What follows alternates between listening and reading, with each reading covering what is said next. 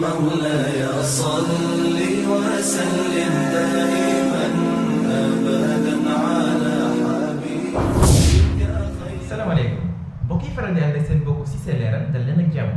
tey ñu ñëwoon doo leen présenté suñu formation gratuite bi nga xam ni ñu ngi ko jagleel Photoshop war ko amal fii suñu canal YouTube incha allah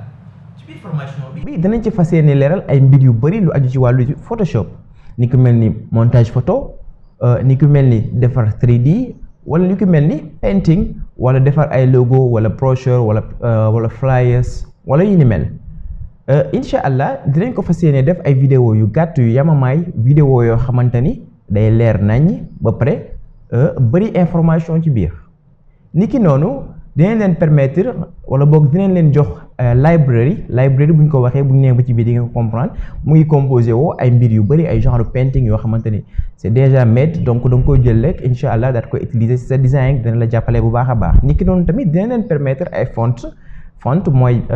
façon binden bi. donc dinañ leen ko permettre loolu lépp dina ci ñëwaat incha allah ci suñu biir formation bi di ñaan buur bi subhanahu wa taala mu may ñu àggale ko ci jàmm ak salaam ñun ñëpp ñu àndandoo jariñoo ci di leen ñaanal jàmm salaamaaleykum wa rahmatullahi wa barakaatu.